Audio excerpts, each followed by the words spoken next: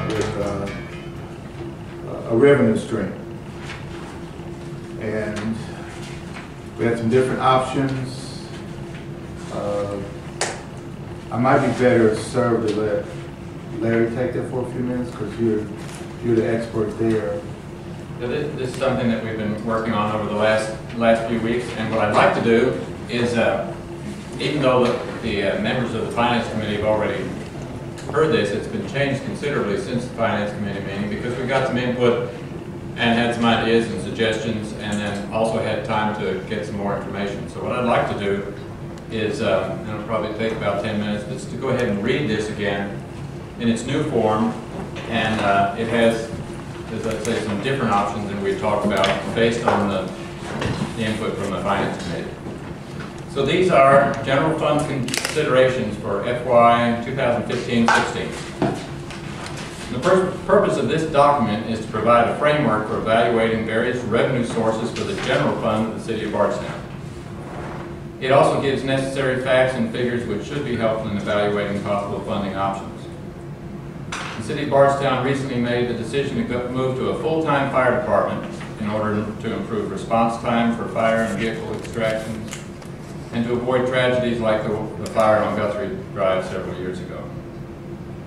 Hiring 7 additional firefighters and the equivalent of 2 equivalent part-time firefighters, equivalent to 2 more full-time firefighters, will cost a minimum of $530,000 per year and increase the city's fire crew from 10 to 17 full-time plus the part-time equivalent. However, the average number of firefighters in cities of Bardstown size is 25. And as we work towards obtaining a fire department of this scope, the number of full-time firefighters may increase, as might the cost of supporting the department. The funding of this increase in fire protection will create the need for more revenue, and it also gives the community an opportunity to rethink and reorder the way it provides funding for all of its basic services, not just the fire department. These services, which are paid for from the general fund of the city budget, are police, fire, streets, and recreation. The electric, water, sewer, cable, internet, and garbage departments are all under a separate utility fund. And currently, the general fund is paid for in the following manner. And I've added a few, I've broken out some of these figures so that there's more detail than we had the other day.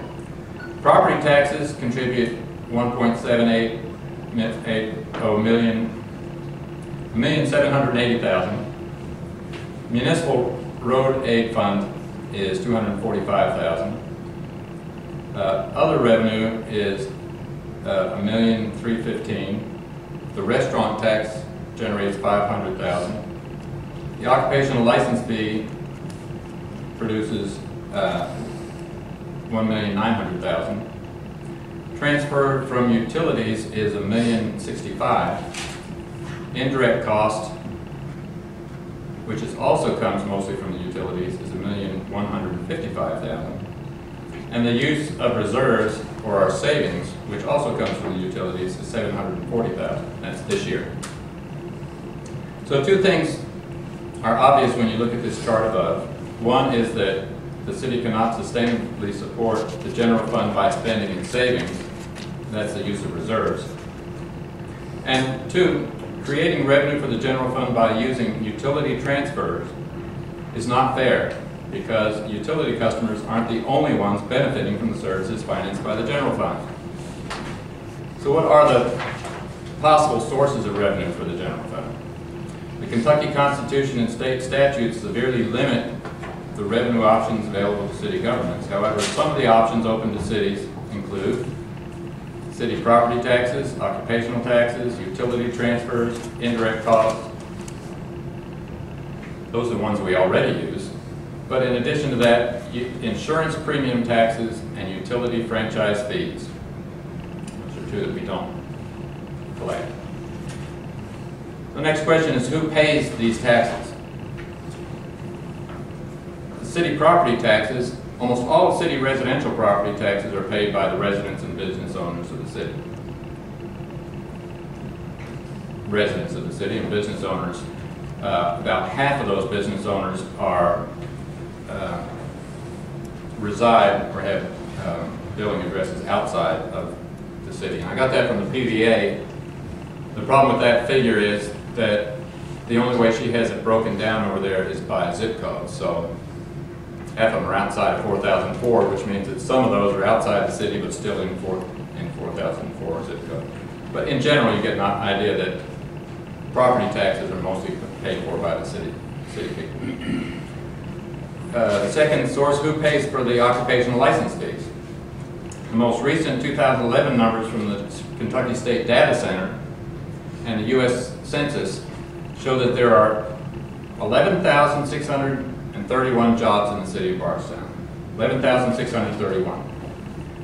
9,603, or 82% of these workers, come from outside the city of Bardstown. And of those, only 4,388, or 38%, are Nelson County residents.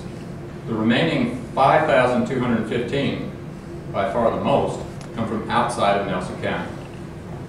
Only 2,028, or 17%, of the occupational license fee payers live inside the city limits. Utility transfers. Over the past 3 years, the transfer of revenue from the electric, cable, internet, water, and sewer departments has grown from $500,000 to over $1 million annually this year.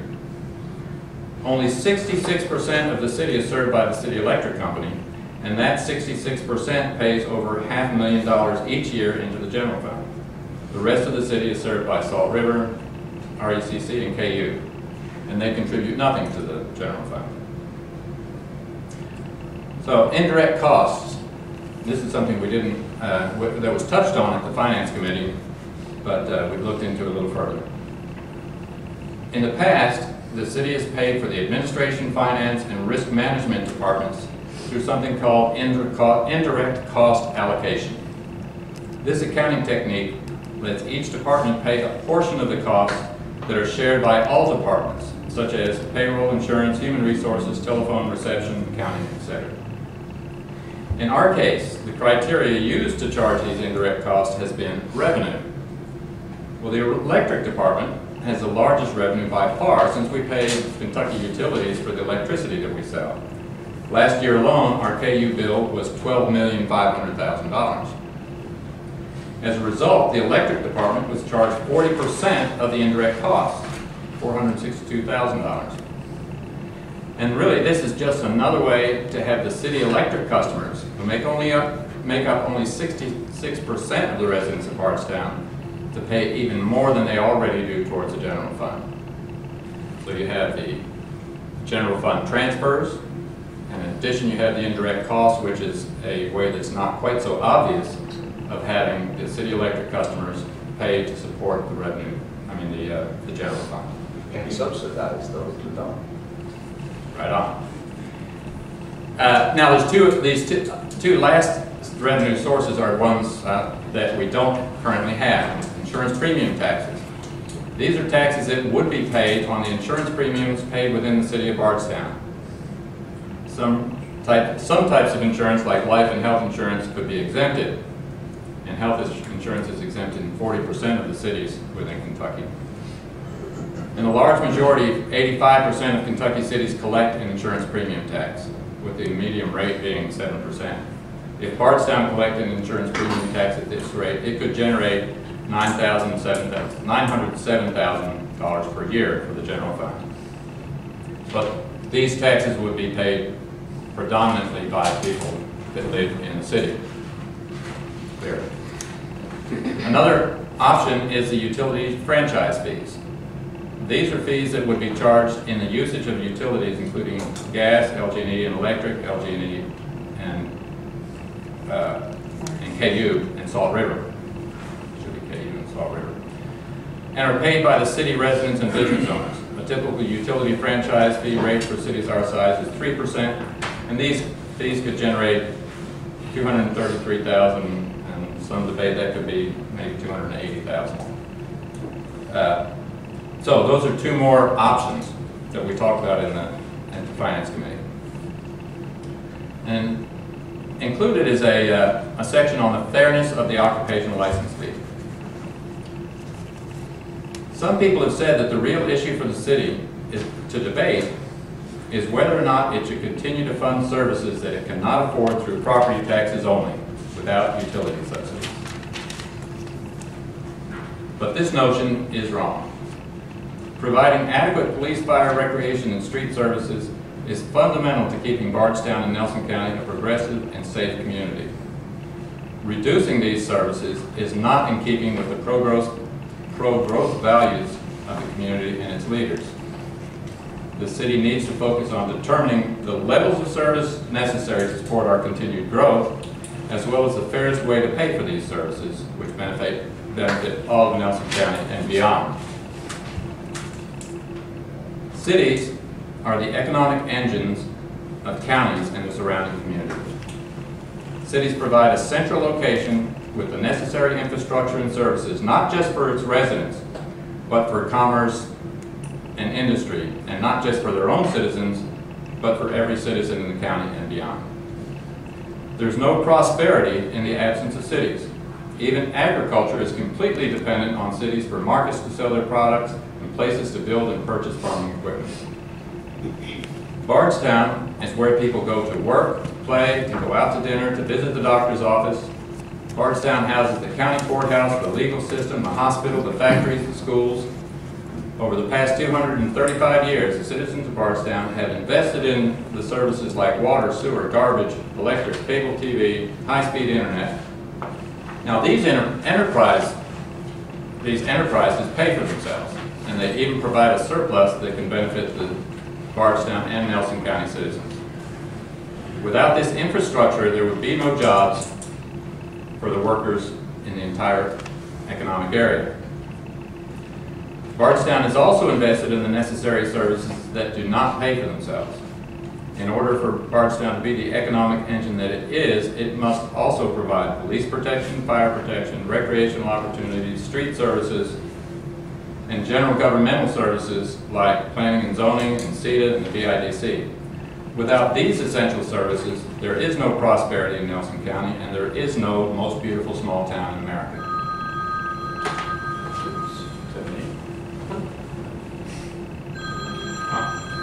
I didn't notice that just now.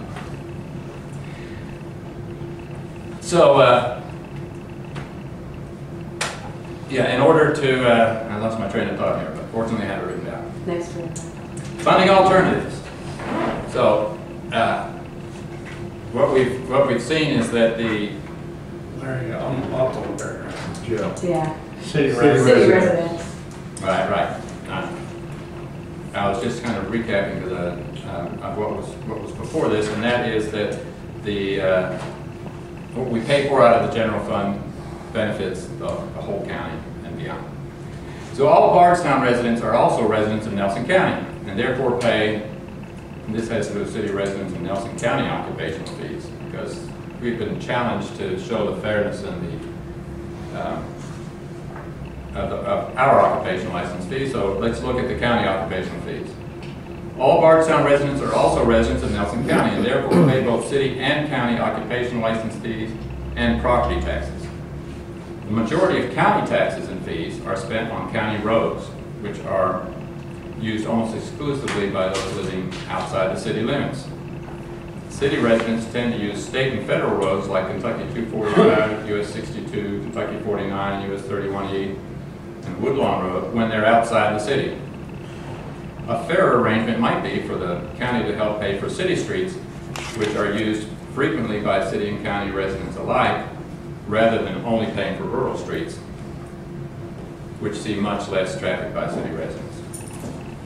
So what are the funding alternatives? The general fund budget for 2015-16 is $8,792,000. This figure includes $533,000 budgeted for hiring the new full and part-time firefighters. The attached charts are examples that reflect the minimum amount needed to pay for the general fund this year without drawing on reserves, or unrestricted funds, or raising property taxes. They do not reflect the potential eventual cost of the full-time fire department goes beyond 17, or an increase in the annual street paving needed to compensate for the underfunding in previous years. This document does not give an exact account of all the benefits of the general fund. It's not possible, for instance, to say how many miles traveled on city streets are by those who live outside the city. However, we do know that there are 21 industries and over 1,000 places of business located in the city, and that those places are visited by people from all over Nelson County. When the Bardstown police respond to a call, it's not always possible to know if non-city residents were involved in the disturbance. We do know that 67% of citations and arrests last month were for people that were not residents of Bardstown. We know that out of all the runs made by the Bardstown Fire Department over the last year, less than half involved, we know that out of all the runs, the rescue runs made by the Bardstown Fire Department over the last year, less than half involve city residents. We also know that 61% of the Bardstown Recreation Department's youth basketball participants and 69% of the swim team, swim license, and water aerobic participants are non-city residents. Even without the exact numbers, there is enough evidence from those things that we can measure to be certain that the benefits of the activities of the general fund go more to non-citizens than they do citizens. This is why almost all cities in Kentucky use the majority of the general fund and not property taxes alone. Since most of the benefits of the general fund go to those outside the city, it stands to reason that those outside the city should pay for most of the benefits of that general fund. So, attached are several charts that show the effect of changing the general fund revenue sources to be fair to the citizens of Bardstown, and particularly to the city electrical residents. And you know, you could almost, as an aside, you could almost substitute the city electrical residents for the old residential areas of the city, because up until certain, maybe 20 years ago, everyone in the city was on the city electric. And as we began to annex, we annexed into areas that were in Salt River's territory that already had residents. We had a disagreement with Salt River as to whether or not they should be our customers when we annexed them. We lost that argument. And so the people who are on our electric company are people in the old parts of the city. And you can look at things like Maple Hill and Henrytown. Those are the people who are paying the majority of these electric rates and subsidizing the general fund as opposed to the newer subdivisions. So let's look at these charts.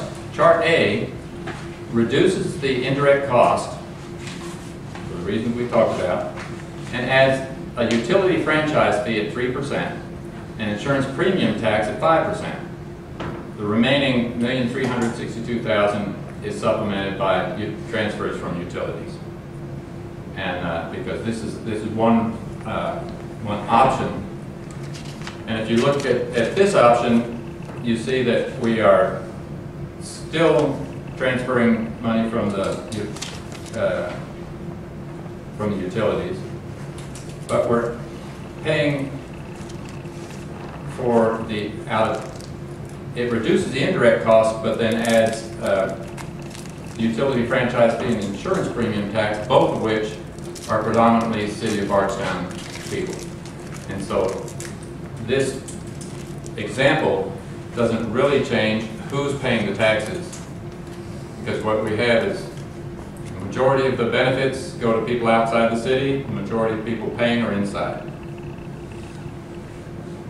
So chart B reduces the indirect costs and expands the occupational license fee to 0.75% and removes the cap. The remaining $2 million is supplemented by transfers from the utilities.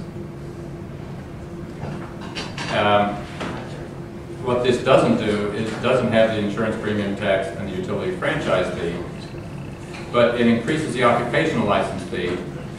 And I should say that, and this was something we were working on recently, so it doesn't really say it here, but we've reduced the indirect cost to a fair amount. And I've got, I don't know, it's not attached here, but I'll send you all the spreadsheets that show, this is something that Mike Abel was working on in 2005, where he tried to, instead of having indirect costs, have direct costs. In other words, he would take a certain amount of, figure out how many CSRs would be allocated for all the different utilities. So the reason we're not doing away with the indirect cost altogether is because some of those are actually need to be paid for by the utilities because they're incurring those costs. They would be direct costs. So Chart B reduces the indirect cost to a reasonable amount and then expands the occupation license fee to 0.75% and removes the cap. The remainder, $2 million, is from the transfer from utilities, which is a more honest way of saying that those 66% of the people in Bardstown would be paying $2 million extra. And so this, where do you go? Oh, I have it backwards. Okay. Chart C, again, reduces the indirect cost to a reasonable amount and expands the occupational license fee to 1% while removing the cap. The remaining $619,700 is supplemented by transfers from utilities. Now, if you look at the graph, you can see that 44% of the general fund is paid for by people outside the city. Well, 82% of that 44% would be people outside the city, half of them outside the county. And the amount that comes from, well, the amount comes from property tax stays the same. But this reduces the amount paid for by indirect costs and by transfer from utilities. So this might be considered fair. And then one more chart, Chart D, reduces the indirect cost to a reasonable amount and lowers the property tax from 18.2 to 14.8 cents per $100 and expands the occupational license fee to 1.25 and removes the cap.